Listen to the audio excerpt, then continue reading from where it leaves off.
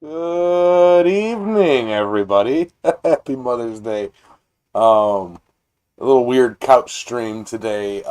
It is storming out. Um, really, really high winds, rain, cold, like 50s or lower. So I am here in the shop. No, couch. uh, so yeah, and it's not that I can't be in my forge, but to unroll the internet cord that I have for out there, until I can fix the internet, that get some line and rebury the line and all that stuff. I have to unroll a line and then re-roll it up, and doing that in this freezing, icy, windy rain. No. Besides that, I'd have to keep the doors closed because of the wind and the rain, and I've got mothballs, naphthalene all over the place to prevent snakes from nesting.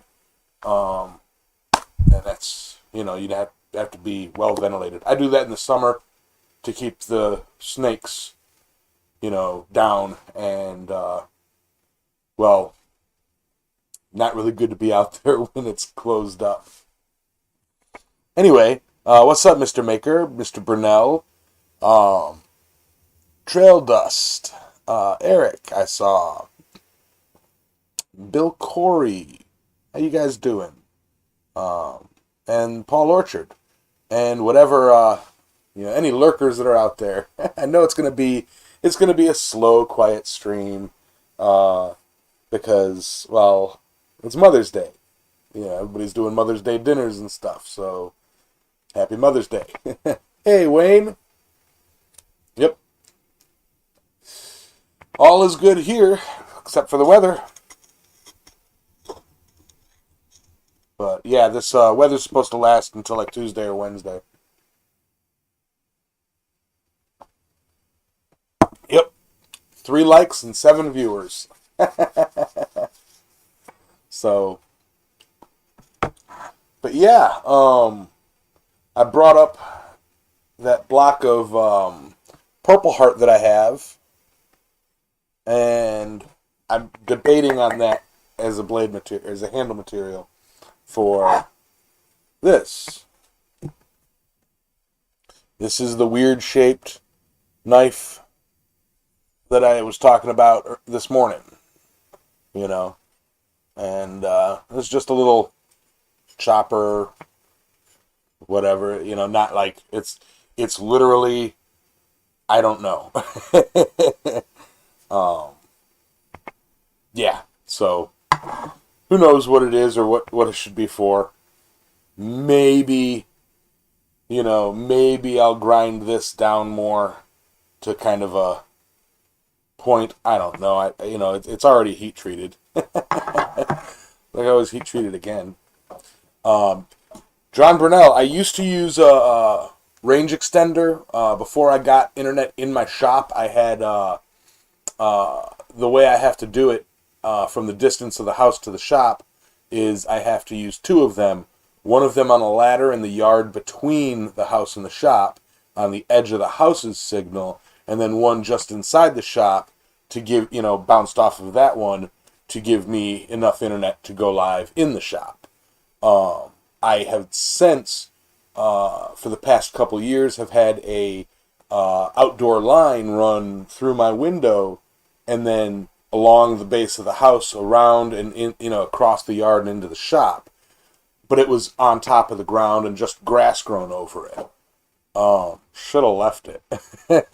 But so when I ran the trench or dug the trench for electrical to my shop, I'm like, I'm gonna put this in the ground now. And I took it out from over here, shortened it, put it in the ground and ran it up and into the attic and over to the main router, and yeah, and then reset it, and that since then I haven't had internet in my shop, you know, and yeah, John's got a real cool hammer over here in Discord. I could pull that up right quick. that he was working on. It's all foggy pictures. Let me see if I can't make it bigger.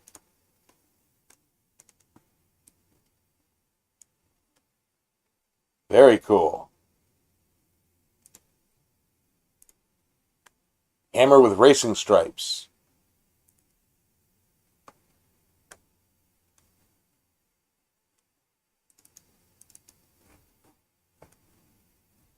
Close this down a bit. Yeah.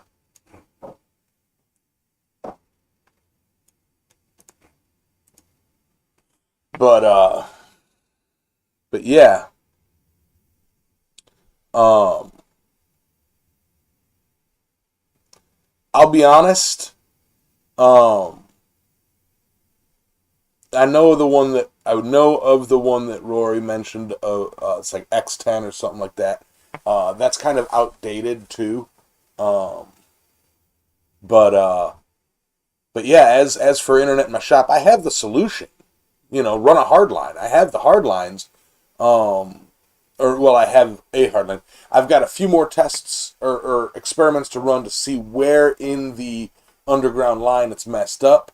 Um, but like for example, I have both ends. I have all the testers and equipment for checking internet, and it reads good, but when you plug it in, it doesn't work. You know, it's like, hey, Robert. So I mean, it's like the next step is where it comes in the house, clip it, put a new end on it, and then run a new line up and over to the thing to see if the 60 foot or so that's inside the house is messed up. Um, if it's not that, then it's likely somewhere in the ground it got messed up, which means that I'll just have to pick up some more uh, Cat 5e underground and put that underground, and, completely redo it, retrench it, and re-put it in. It is what it is. um, Adios, Wayne. Yeah, it's not going to be a huge, long, super crazy show. I don't have a whole bunch of uh, stuff to do. Like obviously I'm not in the shop, so and everybody's got their Mother's Day, so I don't want to keep you guys. Aimless. It is Ethernet cable. Yes. Um, 4 pair, I believe, but 4 or 6 pair. 6 pair, I think. No, 4 pair. And it's orange, green, brown, blue.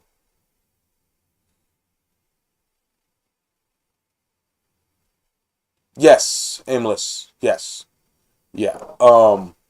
As an electrician who has a bit of experience with dealing with patch cords, cables, and Ethernet cords and such, I have checked every possible physical. The only possibility is that somewhere where I can't get to it right now, it is broken.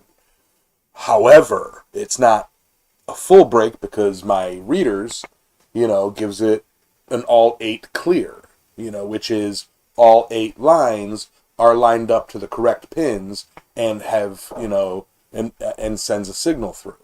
Um, me, my dad, who is a master electrician, have troubleshot this thing for weeks, and it's just, um, oh yeah, no, these are brand new ends, aimless. Conduit in underground would have made things very much easier for this. I could have pulled it out, checked the cable, pulled it in new, or clipped different sections and pulled it in new. However, um, when I did the trench inspection and everything, I did not put anything in it because the inspector would have asked for a permit for it, and it is not on the permit. So I would, like I was thinking of running some PEX line, some underground PVC for water to bring water to my shop in the future. But I would have to get a separate inspection for that.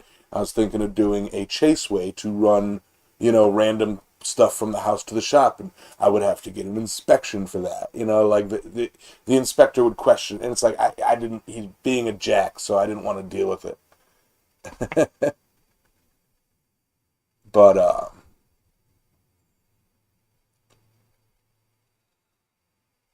probably trail dust.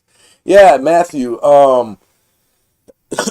As for what I've found, all right, nothing wrong with the cord. Nothing wrong with the router ports. Nothing wrong with the length. I've tried it with longer indoor. I actually put a whole spool on and I still got a signal. Um, Nothing wrong with the ends. The end to end reads fine. By no testable um, points is there anything wrong, except it doesn't work. So my next stop is to cut and replace certain parts of it. If that works, I stop and I deal with it. If it doesn't, I rip it all out and put it in brand new. Solution. uh, I never make it small, but make it smaller. Nope. All see. Okay. Um. In I have the router in here, and I have the router from out there, and then we have the main router in the house. I have taken the router from out there in here using a different line, plugged it into my router, it works. Plugged it into the main router, it works. So router to router connection is fine. It's not a firmware. That's what I had thought. I had thought, what if it's just like a port forwarding issue? So anyway, you know, so yeah, it's like and as the past couple of weeks, I have a 150-foot or so line in here that I unspool and plug into the router out there, and then at the end spool it back up and stick it through my window. You know, any stipulations that you can fall under that don't need inspected. Here, if the work is under, nope. Inspectors around here have been becoming real. Like if I go in to change a wall plate, they want it inspected. It's ridiculous.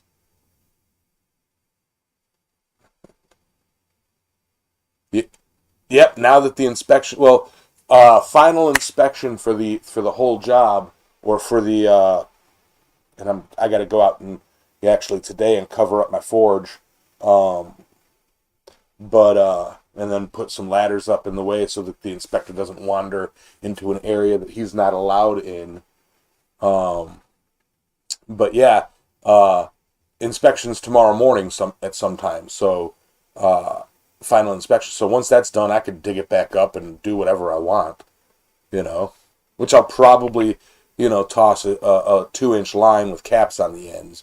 So that I can pull in whatever I need.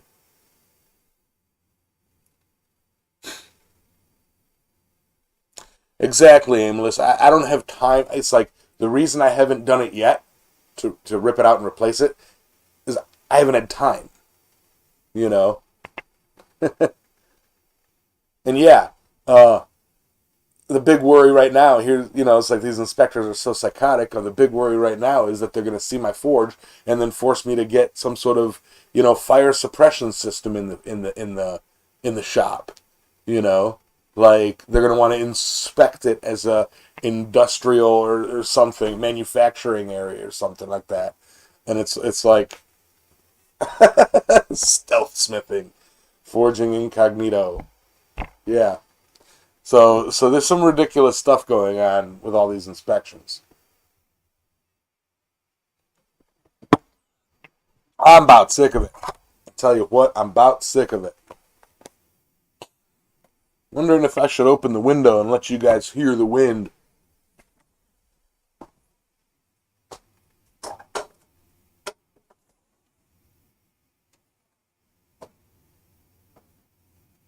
Can't really hear it. It's blowing from the other side.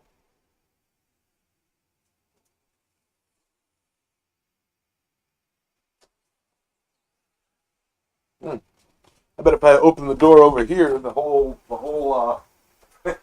be wind everywhere. Oh yeah. Well, I know what I need to do if I need to clear it out of smoke in here. uh, hey, Paul.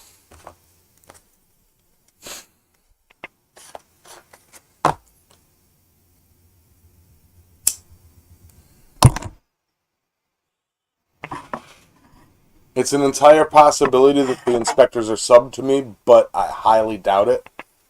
You know, I have talked to them. They know I do this, but like, there's a difference between me talking about it and them seeing it during an inspection. And that's possible too, Aimless. Funny thing is the one inspector that did the trench reinspection whole deal. Like failed me the first time on digging a trench. Is my neighbor's cousin. Yeah, we have a pair of Pauls. We got Paul Fontanini and Paul Orchard. Whoa. Shut up, Win.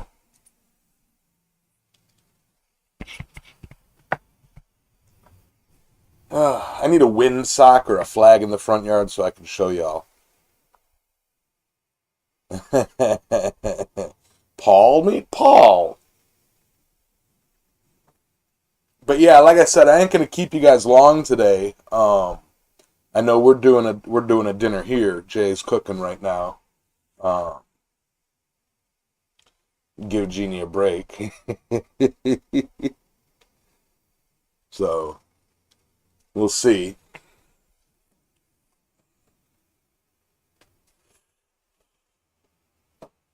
Man, it's windy. Let's see if I can do this. See what it looks like.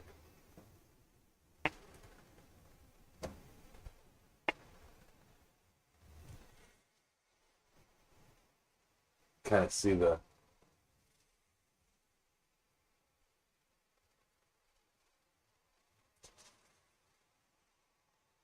watch the trees. Of course, it's not showing the big magnolia over there, you know. I should. I'd like to. I want to do a weather vane.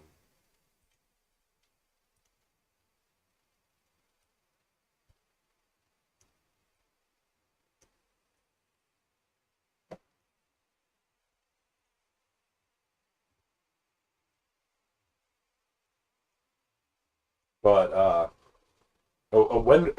time to forge a wind sock. Hashtag fourth sock. Um, a weather vane would be really cool, right out front, or a windmill.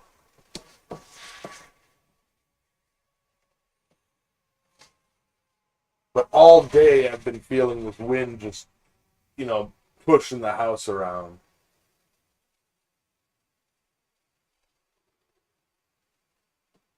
Halfway through a 4-hour drive to Perth. Man. Yeah.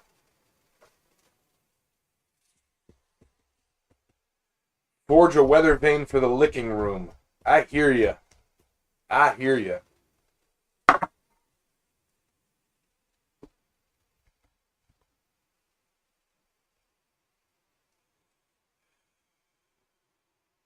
Palm tree. That's a good idea.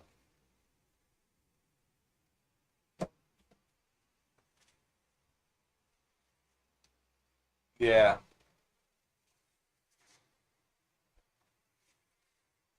But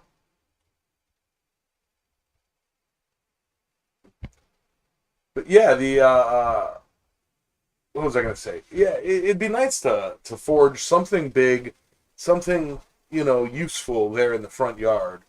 Um, some sort of an installment, um, a kinetic sculpture that plays on the wind. It'd be neat if I could precision tune it so that like different aspects of it move at different wind speeds. You know, like a slight breeze will cause a small bit to move, and then you get 10 miles an hour, and the next bit moves, and then you get 20 miles an hour, and the next bit moves, all the way up to like 60 miles an hour, and like the big part of it moves or something. Like kinetically. Just made it in from Fort Worth. Right on, right on.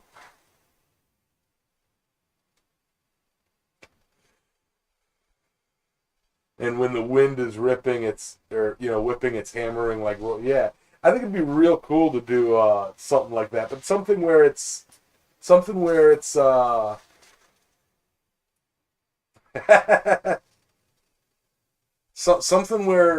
based on the wind speed, and it'd be a good gauge, a good guess. So I could look out and be like, yep, wind's blowing at 35 because the inner or the mid ring is moving. Uh, uh, Sully, were you gonna pop on? Should I put on my headphones or nah?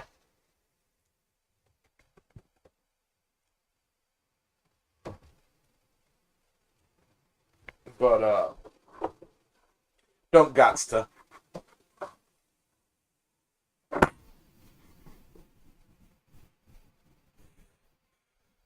Give me 5. Heard.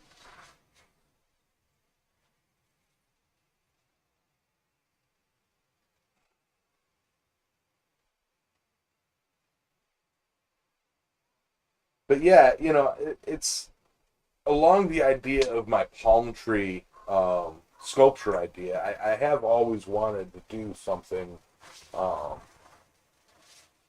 kinetic, and wind driven. I'm just fascinated by those. He wants to.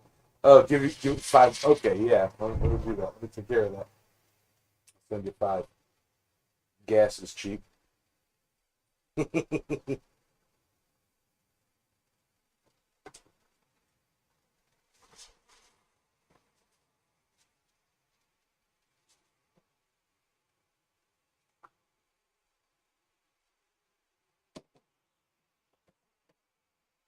Just sent a penny on it. Set a penny on edge. Yeah. Hey, Tech. What up, Robert? Just doing a chit chat couch stream because of the wind.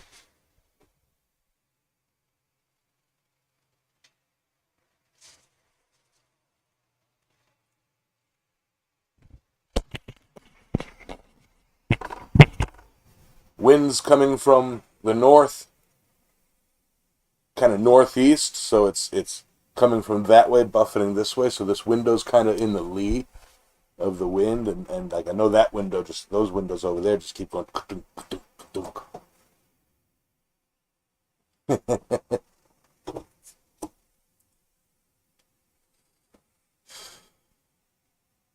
A conviction of Aussies.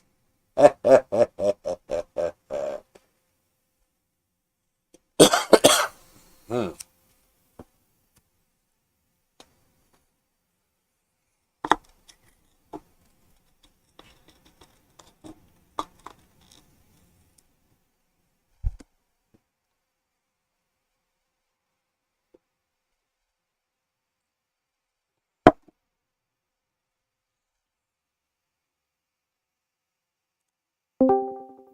But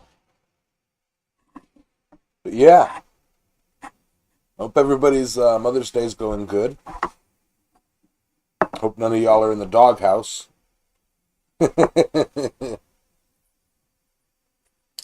Besides John's race car hammer, what else have we been up to today? Um, Not much, really. I worked more on my screening, screening the the breezeway, but the wind was making it difficult. It was difficult to get out and do anything in this wind. I know, I know. Somebody's going, oh, 40 mile an hour isn't that bad. Well, sure, okay. She conquered the world nearly 10 years ago.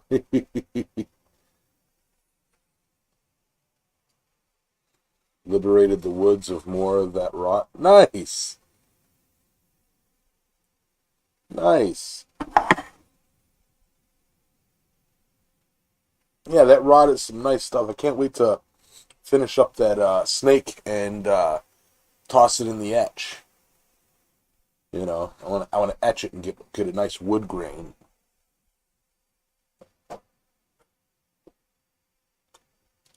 Definitely one thing that I'm gonna do with that. I know it's not really forged finish, but now that I've got it round, before I start coiling it, I'm gonna take it to my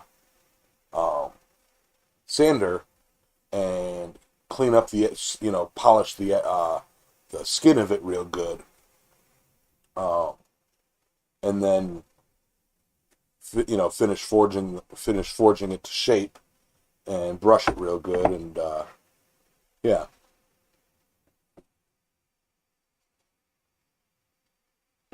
Eric, I'm sure they do. But the question is can you get it out without getting in trouble or hurting yourself?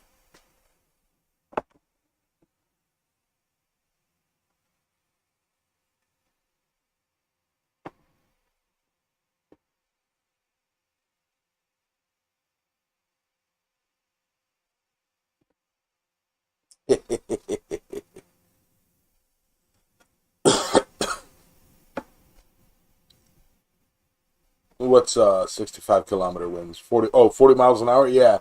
It's it's 25 mile per hour with gusts of 40. We're under a gale warning or gale watch or something like that, like craft advisory. They're not letting anybody out on the water, you know.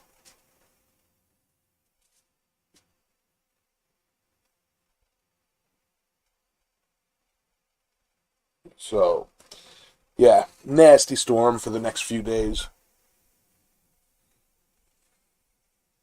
Um, but I know Sully always talks about want to say Wyoming, and I believe he's got he's like, oh yeah, it's 60 mile per hour winds every day, all day, and 70 mile an hour gusts. But yeah, hey Bill, just finished a tripod hook and trammel, started a swedge block for round stock. Nice.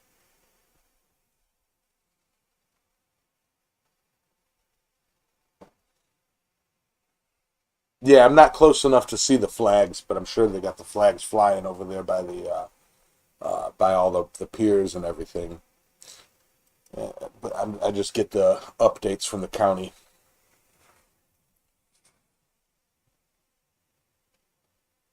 But I think we're at like 5 to 8 foot waves, which is pretty significant.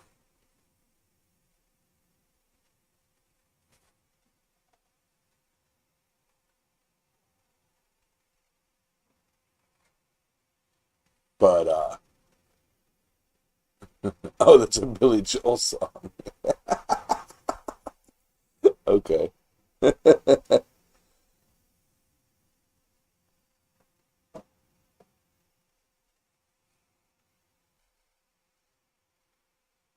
What sounds little? 5 to 8 foot waves? Think about it. That's from sea level. You know, think about you're sitting in a kayak and a 5 foot wave comes. You know, like you're sitting down, you're 3 foot. That wave is 2 foot above your head.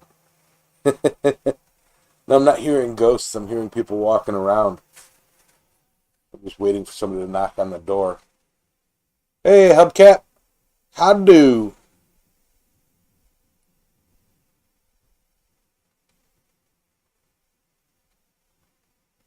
But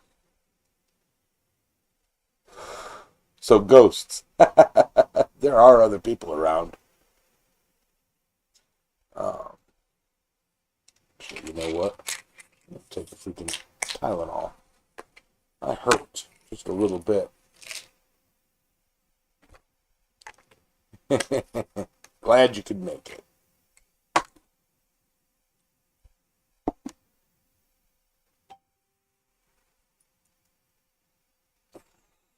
All sorts of people messaging me. Maybe that was Sully acknowledging that he got the $5.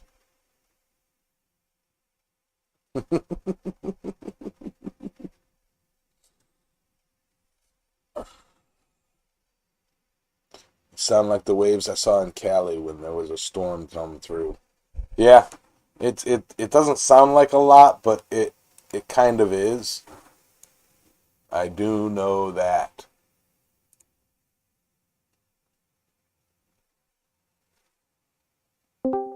Uh-oh. I heard a padoom. Let me see.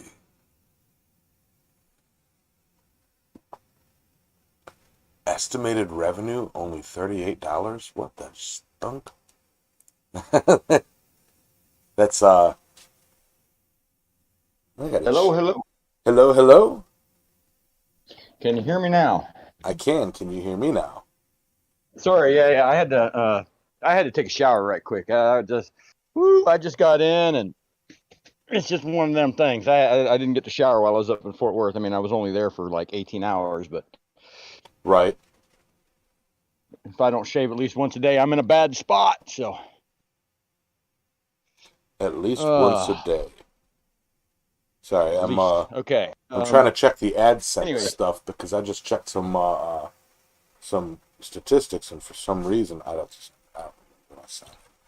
For some reason it's saying a lot less than there should be. You know. Hey, Roy. Yeah. Happy Mother's Day. And Mr. Maker joins. Woo. Look out, Austin. Look out. I need in there. Oh, Roy, before I forget, and it may have to wait till next week anyway, and if you feel I could give you a call and explain the holdup, but I will be putting in, if you could send me another invoice for another set of 20 of those blanks, that'd be fantastic, the little ones, you know, and let me know if you got those in that I sent you. I gotta change. But Roy and John can't exist in the same physical plane.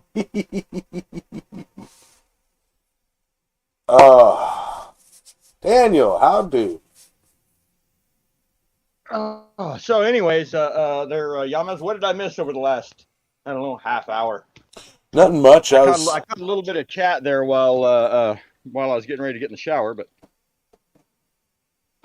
yeah, not much today. Just chit chatting really. They already made but Roy's talking about them the coin blanks, the doubloon blanks, and right.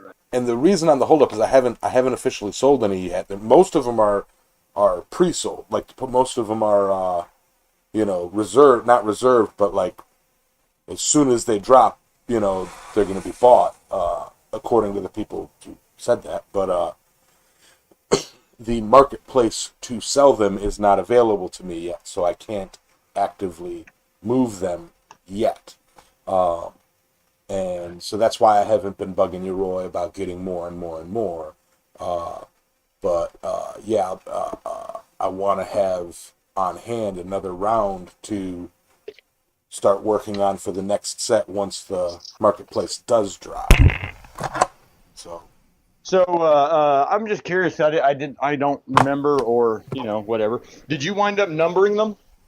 Not this batch. I've got the current batch, the first batch is not numbered. I've got to order. I've been waiting for Harbor Freight to get it, but they they're just not gonna get it.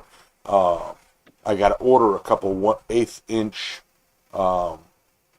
numbers. Yeah, eighth inch size number punches, but I got to order like 3.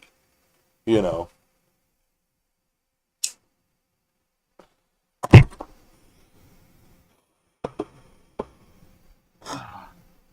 Yeah, Roy's killing it in the forge. That trammel hook thing, or that candle holder thing with scrolls that Roy did looks amazing. Doesn't it? Oh my gosh.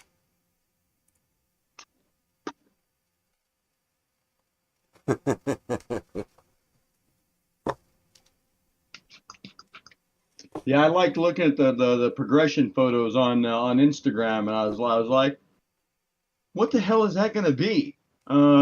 Okay, and then I'm like, oh, now it all comes together. Yeah. That's the Tom Latney class. I may have a whole set, Yams. A whole set of 1/8 inch number stamps. Oh, nice. Yeah, no, I'm gonna need, yeah, absolutely. Okay, I was like, wait, I'm did I send you coins? But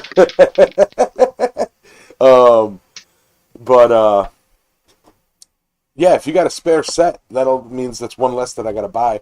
Basically, I have to have enough to do like, I'm gonna do like 3 numbers instead of 4, but so that 001, 002, then 011, so that I can do, get them all. Oh, now it makes sense because you want to stamp all 3 numbers at the same time. Precisely. One heat, put all 3 of them together, stamp it. I got you. I was like, why the heck do you need 3 sets? I was like, Harbor Freight doesn't have a minimum order amount. It's like, well, we don't have these in stock, but if you want us to order them, you're going to have to get 3. Right. I get it now. I get it because each number only comes in the set one time, so you need 3 sets. Yes. I'm sorry. I'm a little slow on the uptake. Stress Master Bill, are you in here in the chat or not? Because he edited it and he said, "Beautiful as usual, Chris." I was like, "Who's Chris?" Well, Bloobs is Chris. That's true.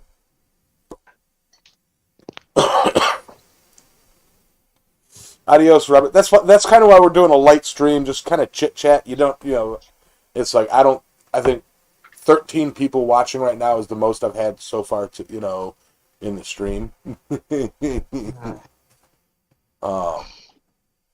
But I like that idea, Roy, of the multiple bars welded together. And the way that the way that you scrolled them is amazing. It almost looks like Cthulhu's lamp holder, or Cthulhu's candle holder. I love it. Roy doesn't know who Cthulhu is. Come on now. Okay, Davy Jones then. Yeah, that's pretty good. That's a pretty good switch up there. Yeah, that's pretty close.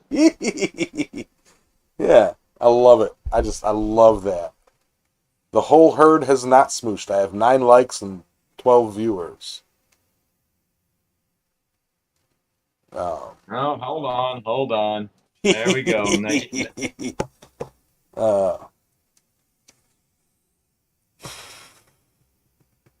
Trammel candle holder. Didn't I say that? It just seems like such it's so elegant. It seems like there should be more. You want to say a Trammel camel, don't you? Yeah. Well, it's such an elegant piece. It feels like there should be more of an elegant name to it. Yeah.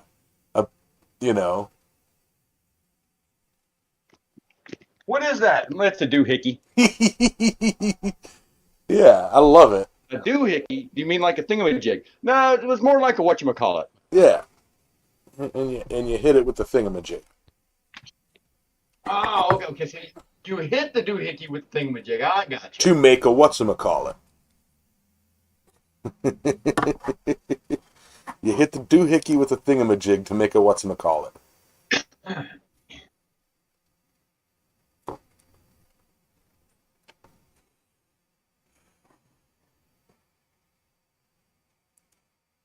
That's Tom Latney. There you go, Roy. Now you can tell Tom that he's been on a YouTube channel. No, he's been on yours though, hasn't he? Trammel sconce. That sounds better. Hey, Mick Chew.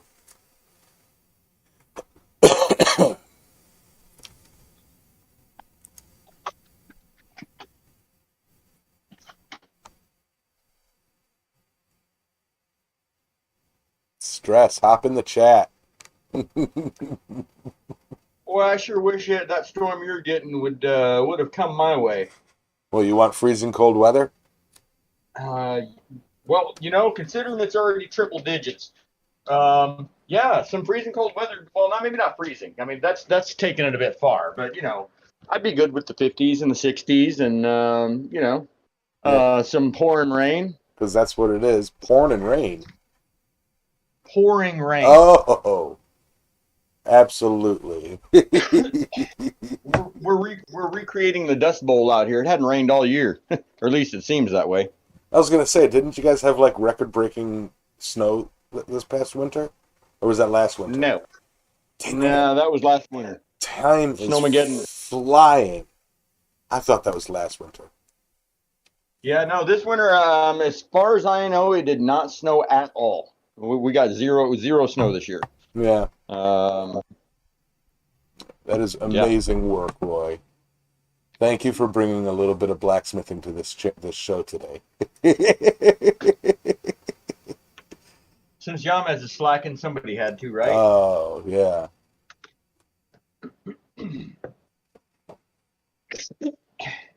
Roy, you should just jump in the chat or jump in the voice chat with us.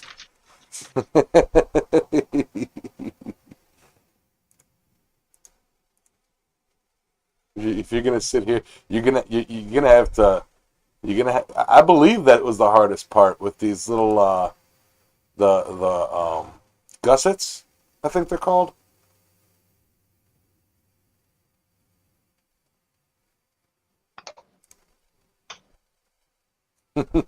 Snackscons. Ah. Oh man, did anybody? I don't want to call him out. Never mind. I'm still blown away by the comments from my morning live stream. uh, I mean, good lord. What's that, Yamez? I was about to go into this morning's live streams. Oh, yeah. Uh-oh. That's a doozy. Let me check something out here. Is Roy up here?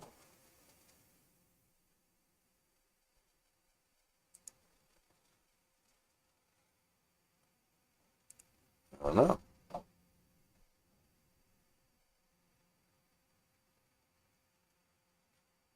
I don't know how to tell.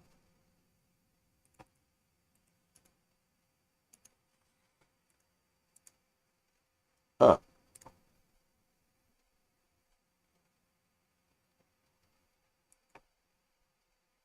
I guess it's here.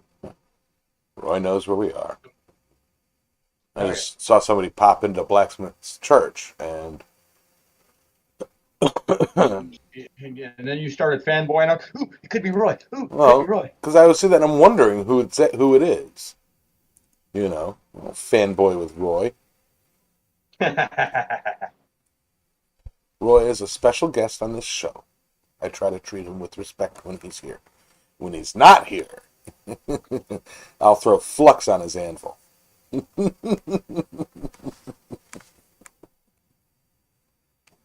By the way, per this morning, there are helium mines on Earth. Daniel.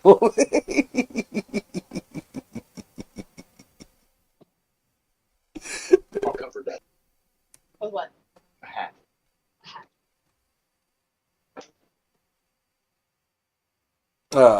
But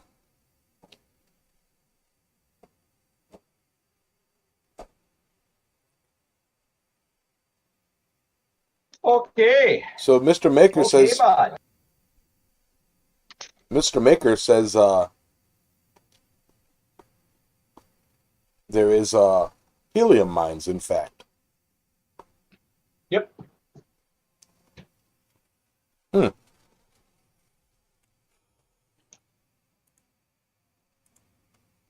Yeah, for the that did not work. Ooh, fuck me. Roy, you have to click the Impractical Blacksmiths. No, not the church. The one right below it. Impractical Blacksmiths.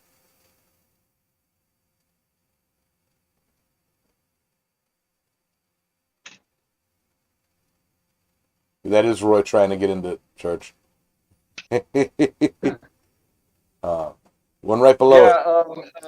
There you Helium go. is There he also goes. Yay! Am I helium is there? also a byproduct in uranium mines. So it tends to be harvested in that respect. And yeah, Yeah. because I know when I was in Utah, they were doing geothermal wells, and they were also doing helium wells, where they would just go in like in a zone that had whatever the right radioactive material is, and they just go in and frack it, and then just collect the helium at the top. Yeah. So Roy, Am I in now? yeah, Can you're anybody here. hear me? Are Yep. those called Okay, gussets? Those little triangle points? Yep, you got it correct. That's called a gusset. Okay. I thought it was. I was showing that to Jeannie, and I'm like, and she's like, neat. And I'm like, yeah, look at these gussets right here. Like, holy cow. And she's like, what's a gusset? And I'm like, it's this connecting part. It's like, and like that's hand forged in. Like that's one piece. She's like, ah, like she thinks it's cool as crap. Yeah, She loves it, but like she likes finished products as opposed to the process of the product. You know. I gotcha. So it's not that she's unimpressed. She's just like, oh, Stress. I gotta know, Stress. Are you listening right now or no? Because Stress, you have a tendency to chat with in the Island Metal Forge chat, where that is pretty much typed responses to stuff we're talking about in the stream. And I have a feeling you don't know that. Come on, Stress. Anyway, but yeah, that is an amazing piece, Roy, and I've had a blast watching you build that. Thank you, Yamez. Appreciate that. My one question, this is three pieces right here in this the one. Okay, so you got the spreader bar, then the upper scrolls and lower scrolls. Is that bolted together or riveted together? Because when you showed it was a flat bottom to the upper scroll.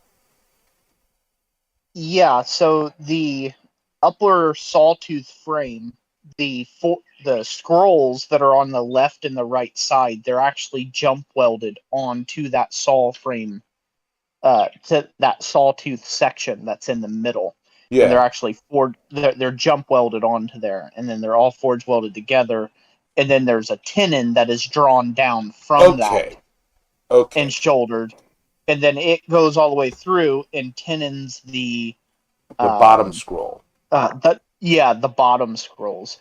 Yeah. My scrolls didn't come out quite like Tom's example, a demo piece. I want to take them a little different direction, but they're pretty close. That was one of my that was one of my things I really challenged myself on in this project, was to follow as close to humanly possible Tom's example and get as close to his results, Right. if you will, Right.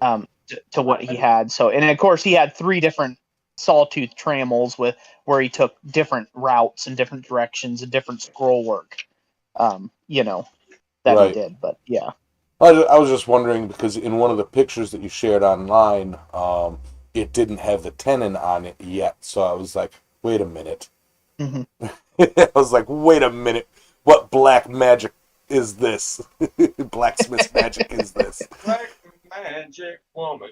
Yeah, it was just all just forge welded together there. That's like I was like, okay, did you drill and tap a threaded hole and bolt it on? I mean, I was like, what? Yeah, but when I saw it, I didn't see that tenon. I had a feeling it was there. I just added it.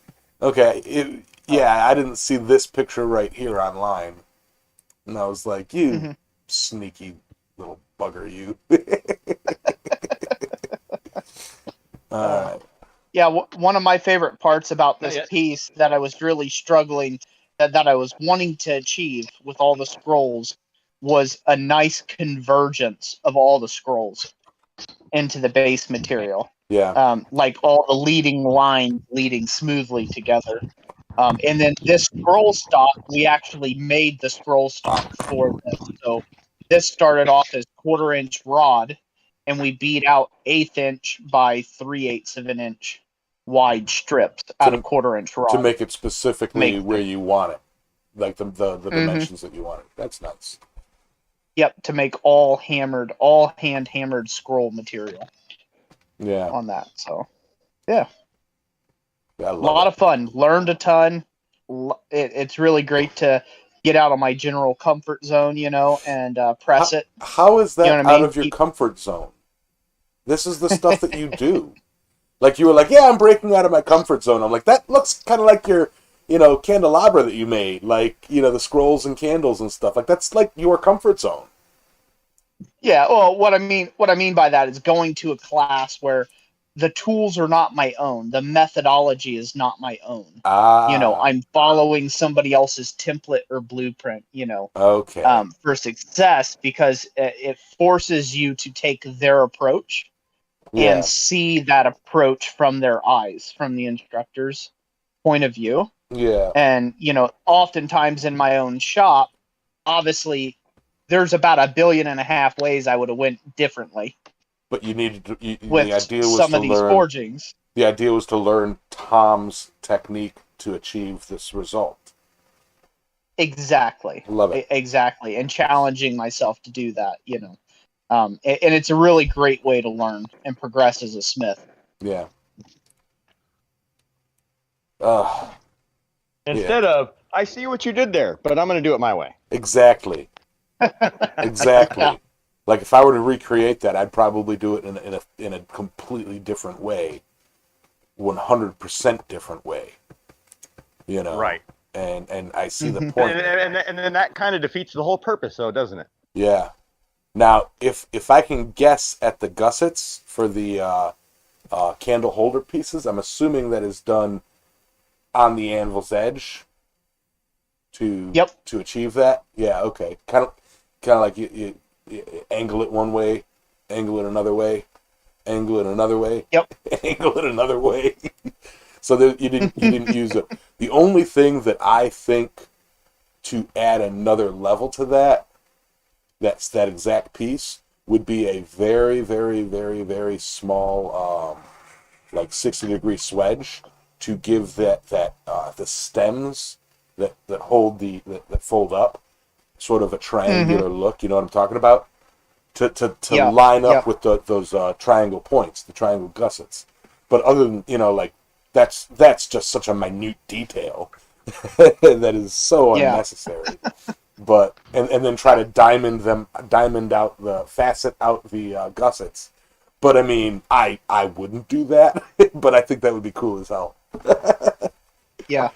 The interesting part about the candle cup itself where I say that it was the hardest part and the most complex piece of forging was the fact that, each cup took 3 hours to make. What stock did that start out as? So that originally started from a piece of stock that was 5/8 inch wide by 1/4 inch thick material and about 3 inches of material. Right. So you basically drew it down and pulled out the ends.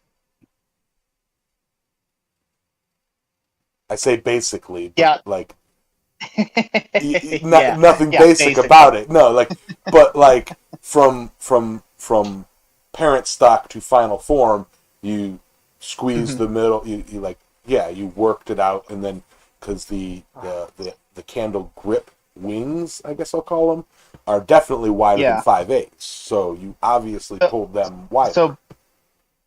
So basically the process was we isolated the mass in the middle of the bar and then on both ends of the bar of that 3-inch material. Okay. So we isolated, so we forged down between those 2 points as clearly like what you're seeing there. Yeah. And then part of that forging down process is putting in a step right where the actual bottom of the candle cup's going to be, like where it's going to mount with a rivet through the bottom of the candle pan. And that offset provides us a sharp 90-degree corner. So it's like drawing away from a 90-degree corner. So when you bend that corner, it breaks nice and cleanly right there, and it gives you a nice square outside corner Right. on the actual candle piece. And then as you go to work on, now you've got like a square on the end, if you will, but we don't need a square. We want a rectangle on the end. So then once we drew out enough material in between those 2 points, it was gripped in the vise vertically, and the top was compressed and peened to the left and the right, if you will, for the actual the part that becomes the cup or the prongs to hold the candle itself.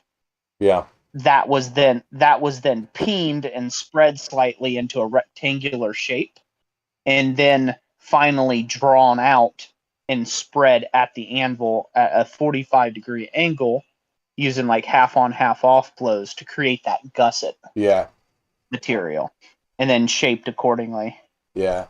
And then after all that gets done, you flip it over, and like the top photograph shows how there's like, you see that like triangular shape, like the 2 triangles pointing at each other. Right in here in the middle.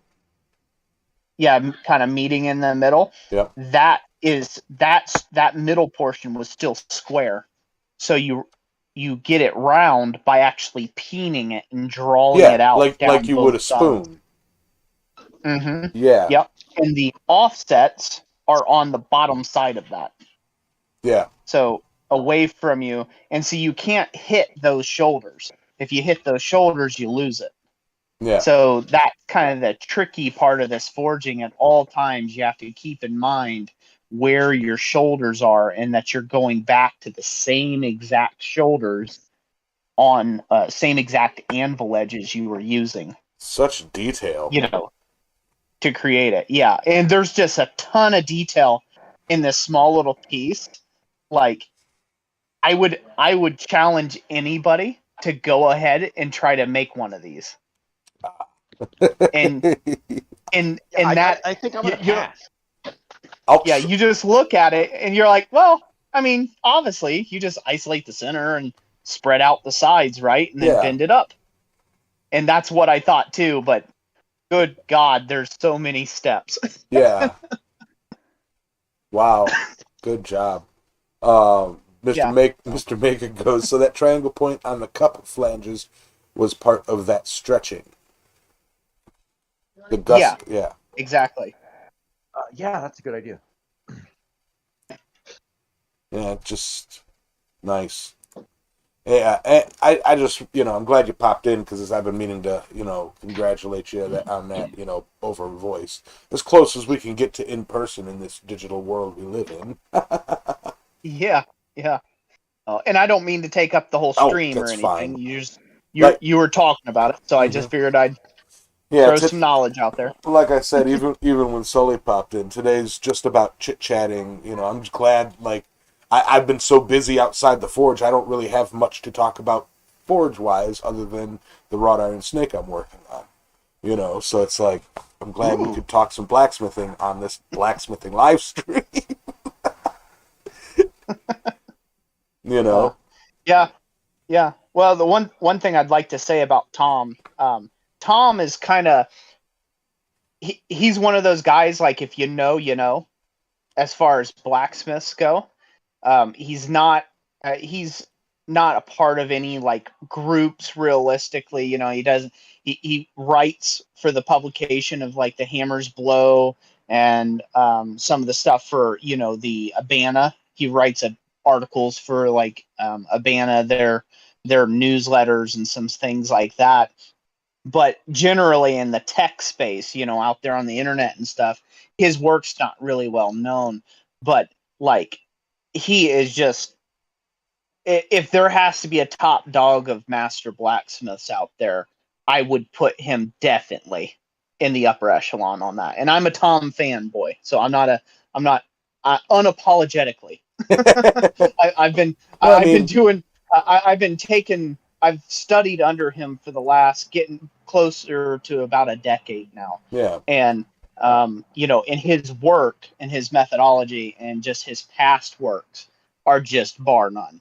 I mean, they're over the top. But he's one of those guys that, like I said, it's like if you're on the, if you know, right. One of those type deals. He's just not out there and very public. And in fact, there's a lot of work out there that people do, including myself, that has been directly inspired by his Norwegian style ironwork, because that's his main focus.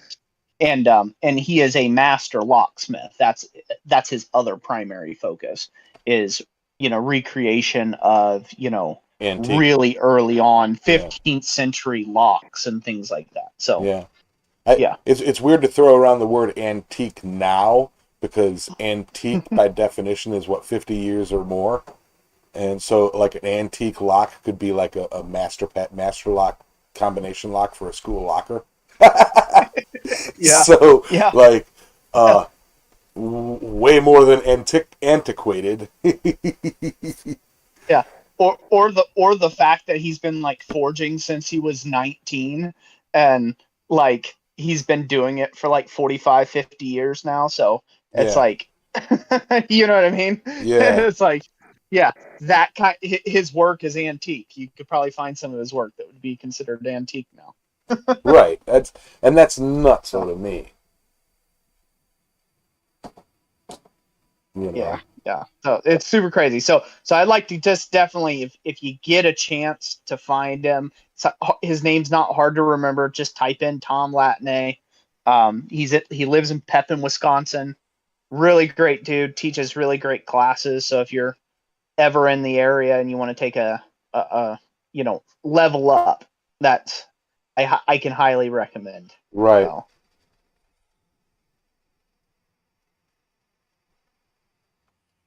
Yeah, I mean, just looking at it, it's like I know I've spoken with you about Sully muted himself. I know I've spoken to you about trying out like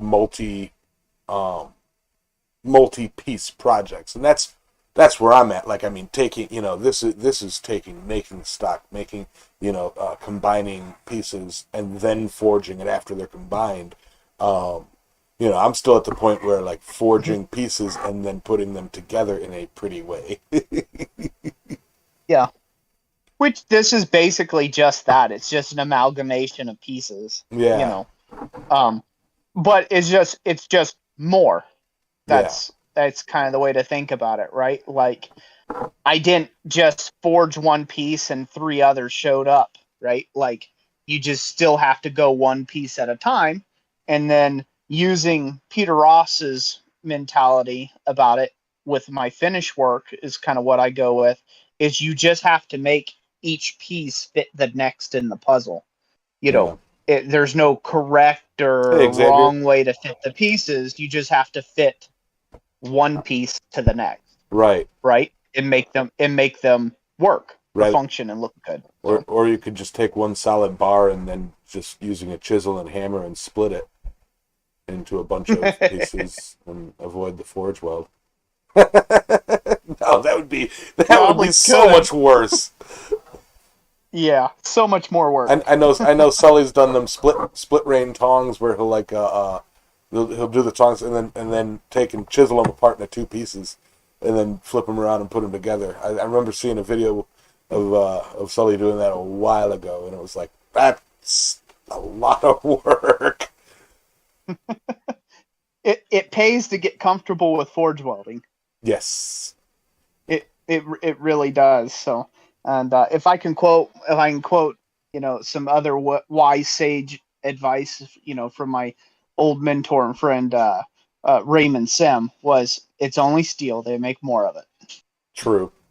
So True. and the simplest thing, I was struggling with completing a customer's project because I got to that final stage. I think it was something stupid. Like I needed to drill and tap a hole in this piece, and that was it. Like that was all that was required, so I could add this one bolt to fixture it. And for the life of me, I just had like a terror. I was just terrified of completing the thing. Right. Like I'm gonna screw this hole up for sure. I know it. I just know it. It's gonna be ruined. It's gonna ruin like 80 hours worth of work. And he come in and he dipped. So he dips, and so he had water to chewing tobacco in his mouth as he usually did, and he just spat on the shop floor and said, "It's just steel. They make more of it," and then walked out. That's it. Nothing else. Didn't elaborate on any of it. He just saw I was struggling with it, and he said, "Met, it's just steel. They make more of it." And Yeah. walked out. That was his advice, and so yeah. Hey, Corey. Roy, I got a question in regards to something like that. Say this probably doesn't happen anymore, but okay, I know it has happened recently, but say you're working on a project and you're maybe not that far in, or heck, I don't know, maybe you don't even do a blacksmithing just for fun anymore, but when you screw something up to the point where it's toast, and you're like, and you toss it over in the bucket, do you typically just grab another piece and start again, or do you say, all right, nope, I'm done for the day, nope, done?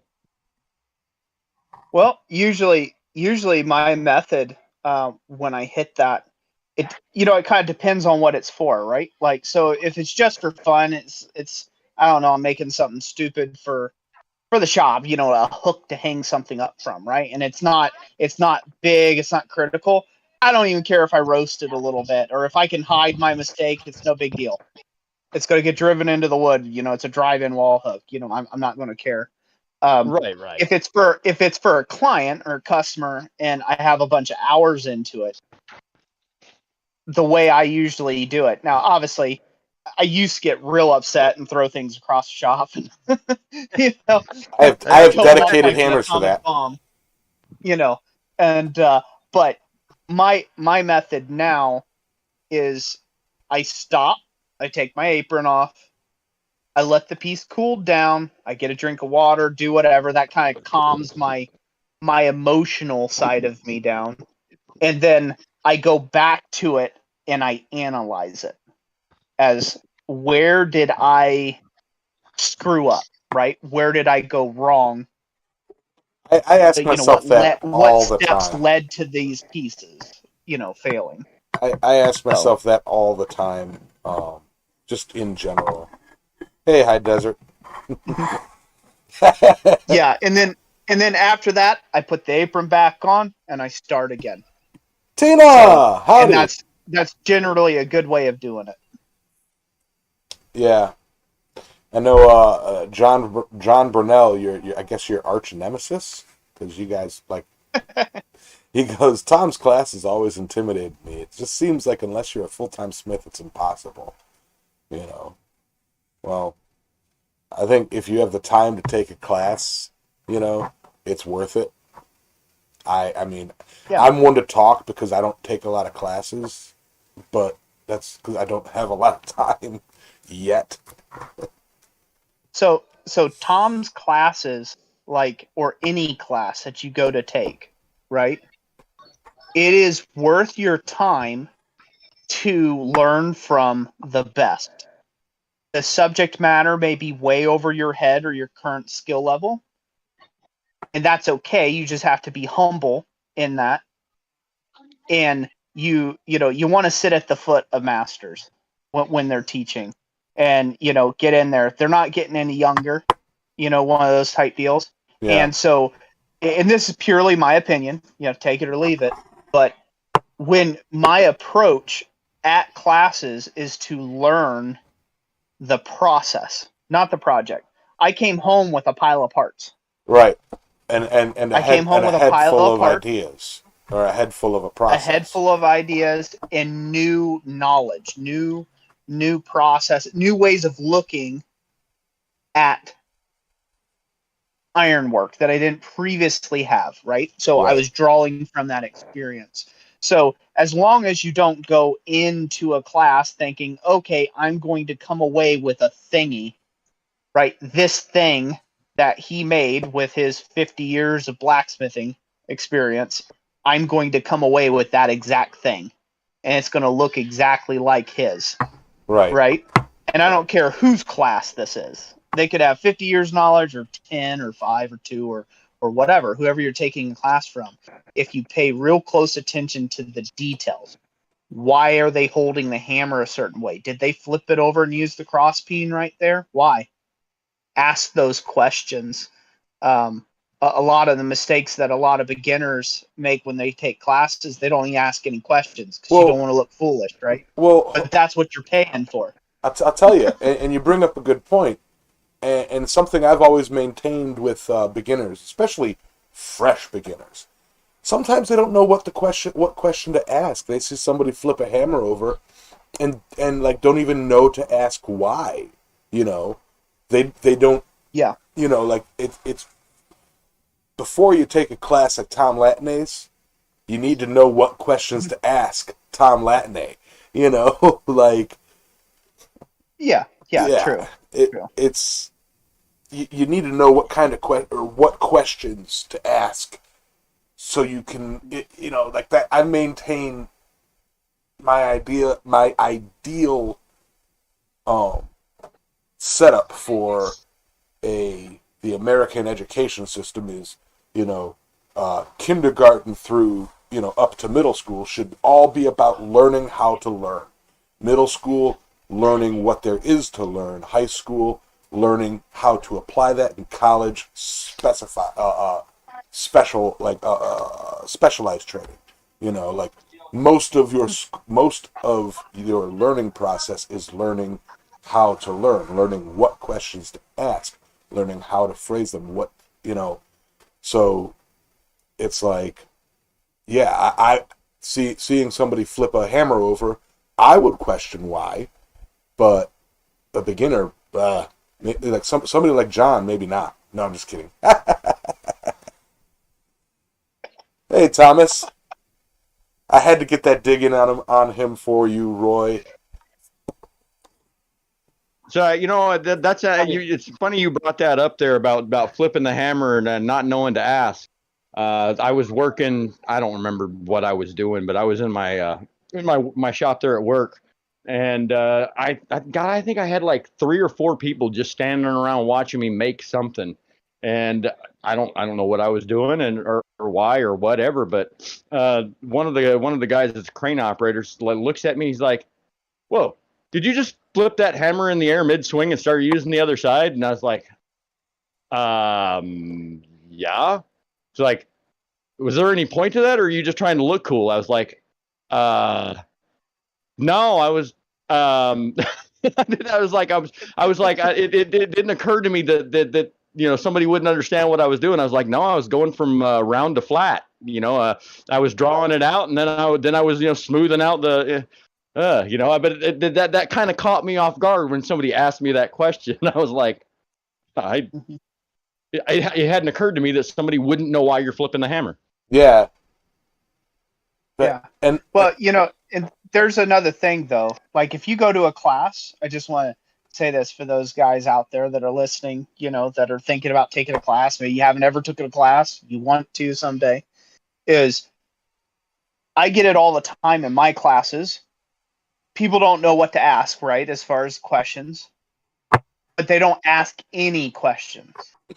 I don't even care if they're rhetorical questions. That they stay perfectly silent, and then they struggle when they go to the forge, and there's that yeah, there's that kind of like that stigma. Well, I don't want to look foolish. I've got all these other people around. I don't want to be asking the question. So, like at Tom's class, I probably said, go figure, the most words out of everyone in class. I asked the most questions out of everyone in see, class. And I'll do that. Even if I'm taking a class from somebody who doesn't have maybe even as much experience as me, I will still ask them rhetorical questions I already know the answer to. yeah, But just because I know that those questions are on are people's not being minds. asked because people are saying, well, I mean, I don't want to look like the only guy here that doesn't know what I'm doing, so I'm going to kind of stay quiet. And then they go to their forge and they struggle with something that they literally just watched a demo on for 2 hours, Yeah. See, and they struggle for 5 hours and they get nowhere. So, I have a tendency to do the take same thing. just ask questions. I have a tendency to do the same thing, both in your live streams when you're doing a demonstration. I'll ask questions. Just I mean, not that that's really there's so many questions flying about. I don't really need to, but and then for like in the cryptocurrency discussions and AMAs and stuff when you know like, okay, does anybody have any questions? And like everybody's quiet, and I go, yeah, I got a question, because I know everybody's wondering, and I ask a question just to keep the flow of knowledge going, to try and get somebody to inspire somebody to ask another question. Hey, you go, hey, it's okay to ask questions.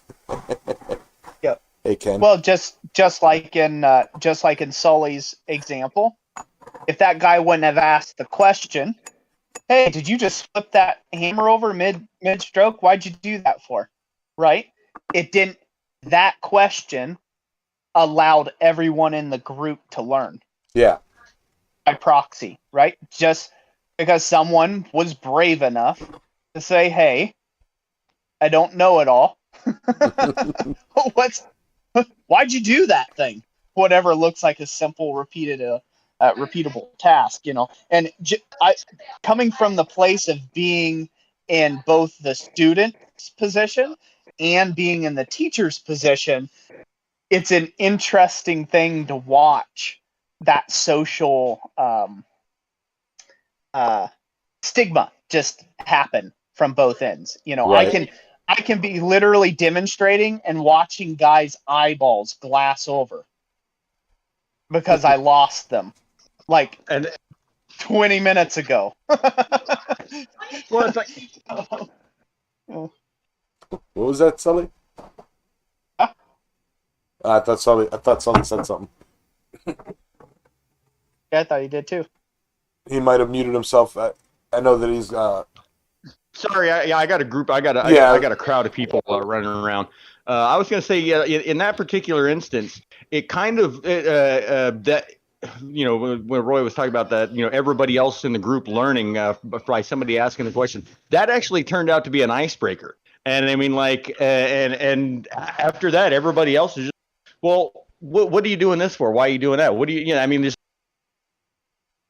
the questions just started flowing. And I mean, this wasn't a class like that. This is just guys I work with that heard the anvil banging and came over to see what I was doing and have a beer while I sweated, Yeah.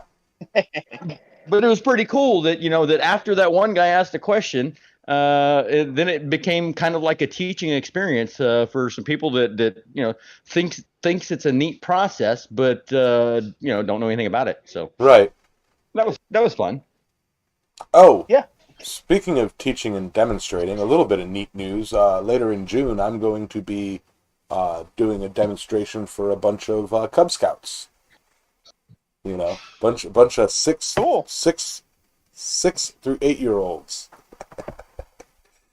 Well, just go ahead and saddle up to making a knife now. Right. I'm gonna do a horseshoe heart. When can we make a knife?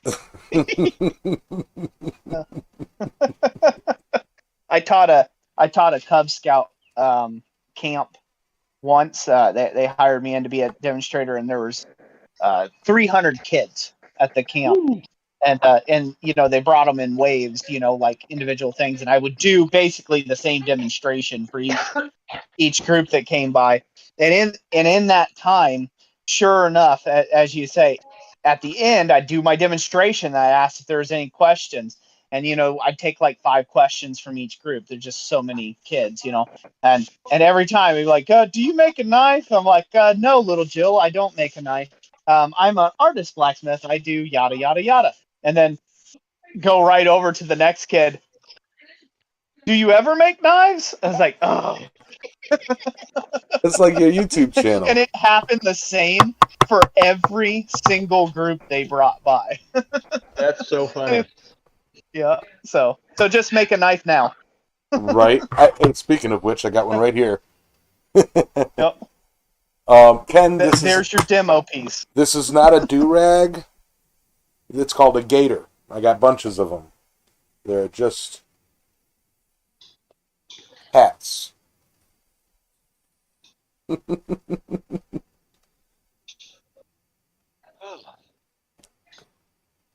But yeah, do you get railroad burnt? spike knife? Yeah, railroad spike knife. But yeah, I'm looking forward to it. I'm looking forward to inspiring a whole group of kids to take this up. Yeah. Cool. So do it, buddy. Yeah. You couldn't be a better person to do it, I'm sure. It was neat. Excitement, passion. They called another blacksmith to ask if Look he like would a do pirate. It. Yarg. They called another blacksmith and he recommended me instead. And I'm like, oh, that's cool. Very cool. Yeah. Thank you, Ken. Yeah, John's right. If you saw me without a hat, you'd know why I wear them. Right. Hey, I'm going to have to check out Yamez. I've got socializing to do. I got a whole group of people here that are I was walking by like, what are you doing in there? What are you doing in there by yourself? I'm like, man, so I'm going to go ahead and check out and go do that. Roy, thanks for popping in. It was a pleasure getting to talk to you a little bit. Yeah. Yeah. Take care, Sally. Pleasure talking to you, brother. Yeah. See y'all next week. See you next week. Yeah, I wasn't going to go much longer. I was going to probably call it around 7:30 because it is Mother's Day, and I was only planning on going live for an hour, but, you know, I'm not one to smush a excellent conversation. You know. Is that what this is? It is. It always is. You know, it's like, well, if it was just me, like if Sully didn't pop in, I'd be like, all right, yeah, you know, that's the half-hour mark. You know, like, all right.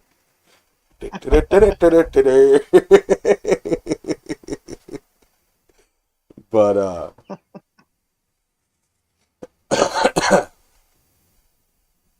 well, hopefully I shared enough knowledge there on the stuff I did, and I brightened everybody's day with my presence. Yeah. Sounds like their chats. Ken's wondering why I wear a hat. Yeah. No. You want to know why? Okay. I'm gonna frighten all of you. See? That's why. That right there. It's actually really bright in here. It's just dark. I don't like a bright room. I've got all the lights on. So many blacksmiths concerned with fashion these days. I know. It's my hat. I think I started a trend with my fire chaps, huh? I tell People you, start caring about their appearance now and stuff. I don't care about my appearance or nothing. I'm not super self-conscious about being bald. I'd rather it all fall out. I'm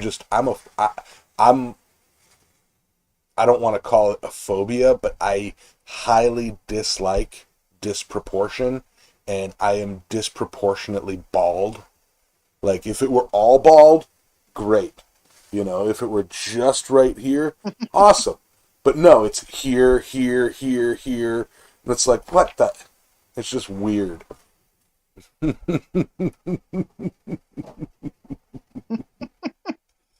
But, right? And speaking of fashion, a little OCD. yeah, well, I don't dislike asymmetry. It's although symmetry, I always default to it. I have to force myself to do things asymmetrical when I'm forging, and creating anything, because it's like I fall into that geometric pattern, of if it's 30 degrees this way, the other side should also be 30 degrees. But asymmetry actually has a beauty in and of itself. That's why I love octopuses and octopi and cephalopods, but because it's asymmetry in symmetry. They're symmetrical and asymmetrical at the same time. But like that would be I'd get kicked off of YouTube for saying that. Okay, screw it. Okay, the big thing in like, how to say it without sounding like a pig. All right. I guess it started out with Sir Mix-a-Lot's song, I Like Big Butts and I Cannot Lie. Right? You see, like, just, a skinny woman with just like a dragon wagon, and that big old round thing in your face, you get sprung. That frightens me. Like, not like, it's like, that's like so disproportionate, I don't mind big women and I don't mind little women, men, women, whatever, like in general, it's like the aesthetically, I'm not talking about anything other than aesthetics here, but like, no pun intended, but like, it's just, I don't know what got me on this. Fashion, right? Yeah, it's just, and it boggles my mind. How people strive for disproportionate asymmetry. It's like, it just boggles my mind how people strive for the look of disproportionate asymmetry, and maybe it's just the artist in me, but I prefer proportions that make sense. And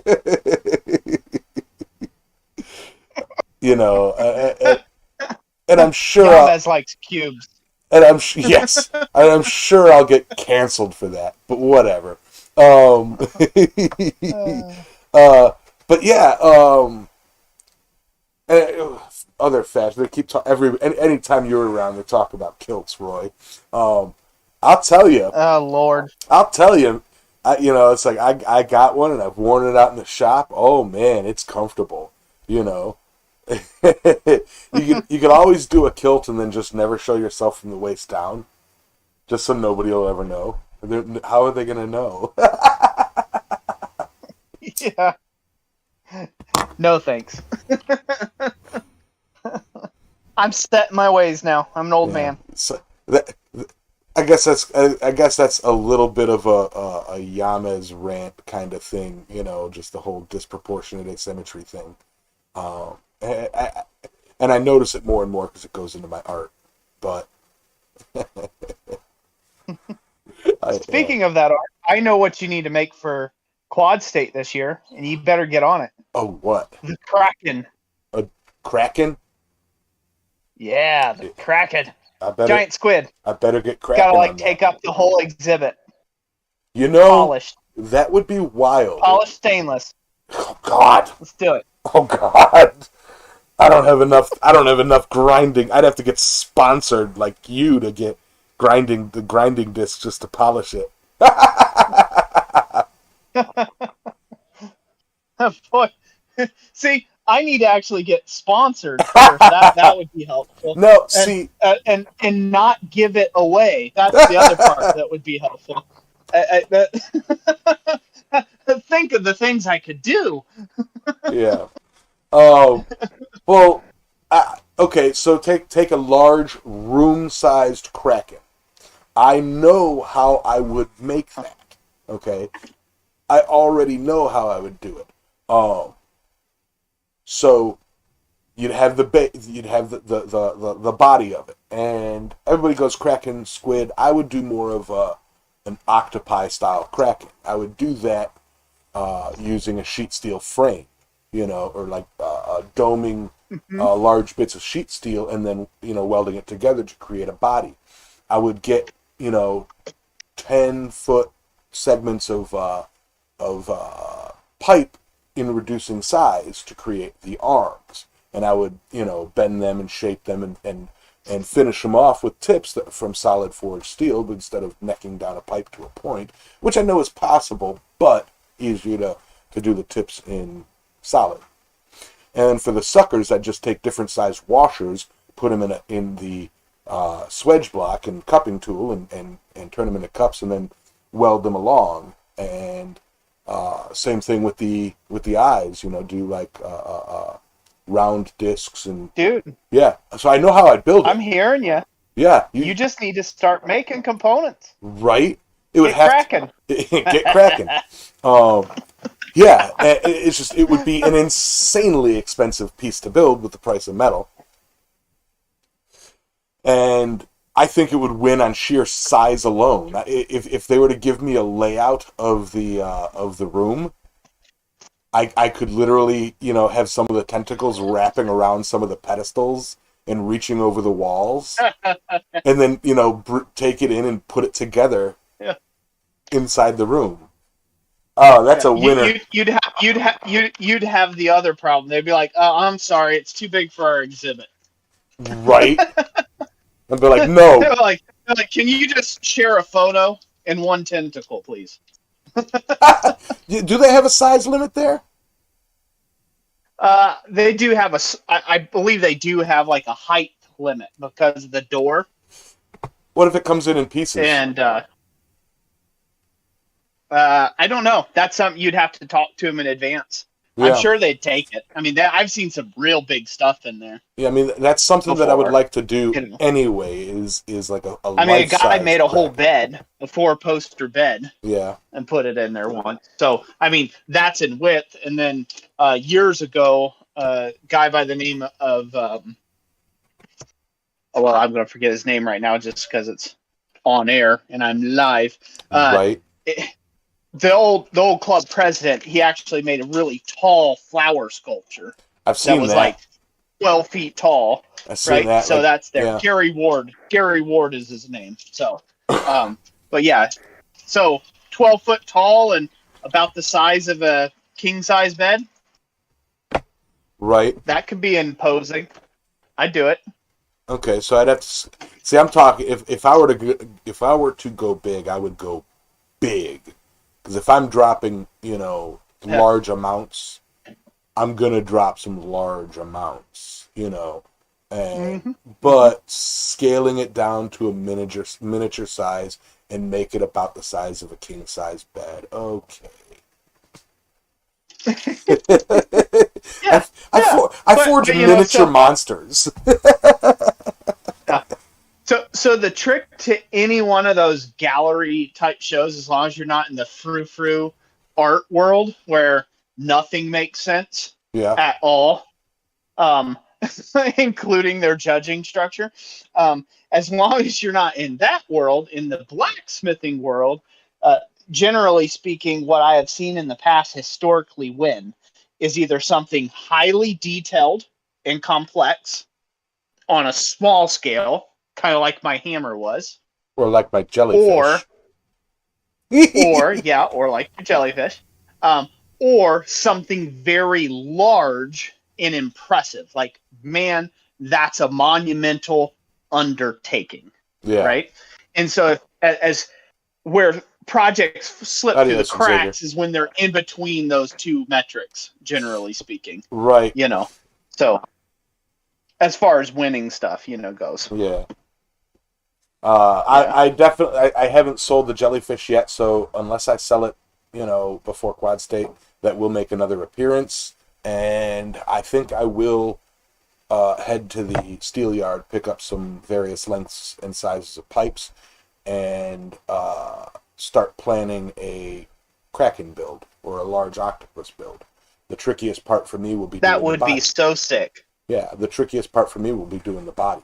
The tentacles are going to, what I'm going to have to do is weld the tentacles all together to make each individual tentacle, and then fill them with sand and cap the ends, and then using a torch heat and bend them into shape, filling with sand so they don't collapse, and then cut that off and empty them so that it's not that heavy.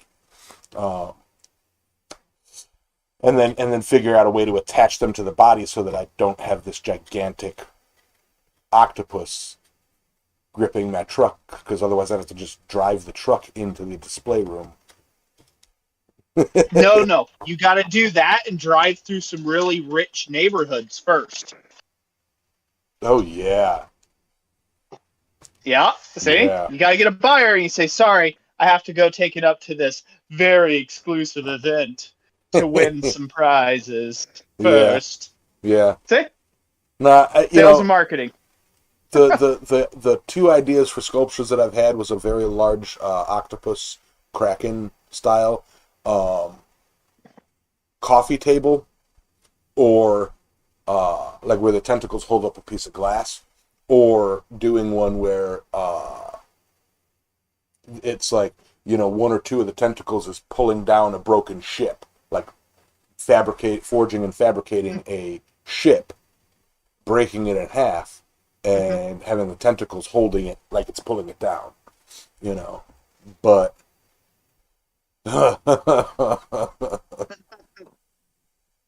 yeah, that's just... See, you know what you can do? Hey, do boy. it like some large installations, like art installations. Yeah. That I've seen is, so you make up a tentacle larger than life, right? Like a big tentacle that's doing whatever, curling around. It's its own thing. And you make it as a unit that gets installed, that when it sits flush on the floor, it looks like it's coming out of the floor. Yeah. And then you do that for all your tentacles, and then your main body can be somewhere. And so it'll look like the octopi or the kraken or whatever underground, is rising from the floor. Or put it in a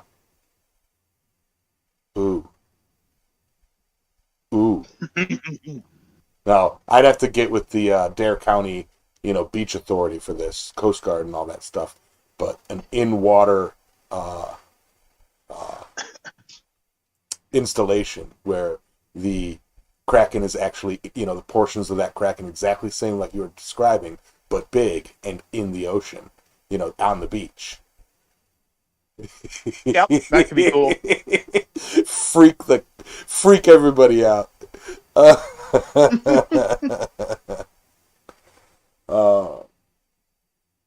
Well, start building a smaller scale model now. Yep, I'm definitely going to be... Forge it out a smaller pipe, make a little small tabletop model of what you want to do, and expand up. Yep, definitely going to have to play with that. It's like, I've had the ideas. It's just a matter of doing it. Yeah. But John Brunell, you might want to start on that for Quad State 2025. See, something like that, I'd have to take pictures and video and set it up in there and be like, here, this installation is just way too massive to set up here, but it's on location in the OBX. Here's some pictures and videos and reactions of people around it, and then they'd vote on it, and it still wouldn't win. No, I would come in there with like a hand forged chandelier, and they'd be like, "Yeah, that's it, right there." Yeah. You'd be like, "What the?" I quit. As he I throws his bandana to the ground. I quit. No. And hello, Kin, by the way. Yes. Boltman. But Is it Bootman or Boltman? Boltman. Kin Boltman? Boltman? Well, let's hope. But yeah, as far as the salt water, if I were to do an in ocean installation, I would definitely be coating it with probably rhino liner. You know, like spray on rhino liner, like truck bed material. Mm-hmm. You know, for multiple reasons. Artistically, it will lichen or not lichen, algae and such will start to grow on it, and it will develop a texture in and of itself, and that stuff can last forever. It's basically encasing it in plastic, you know. So, yeah, but you can get rhino liner and, you know, colors and dip it, so I could like paint it brown, and, you know, with rhino liner. It's the stuff of dreams, isn't it? Yeah. So like I already know how I do it all.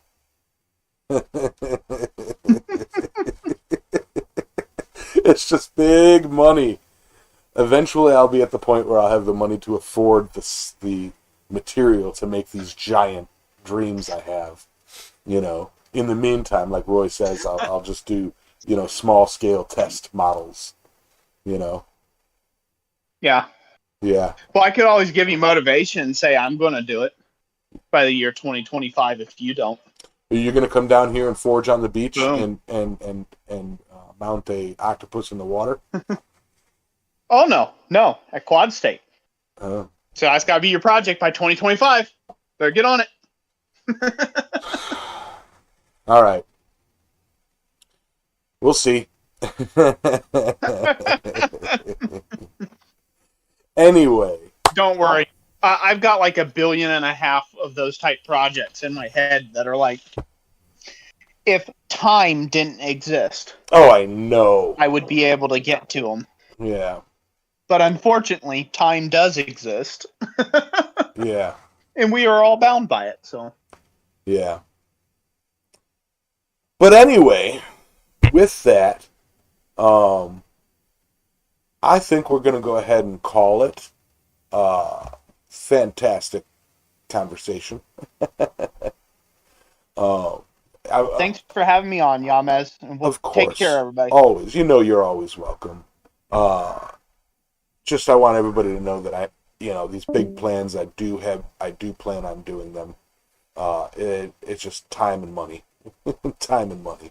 They'll happen. I have the ideas here. I'll practice small. But with that, guys, everybody give Roy a big clappy hands round of applause for popping in and having the guts to actually, share his beautiful voice with you guys. Yeah, exactly, nearly 2 hours for a 1 hour stream. Yeah. And I'm going to get out of here and, I don't know, eat dinner. You guys have a wonderful night. Peace.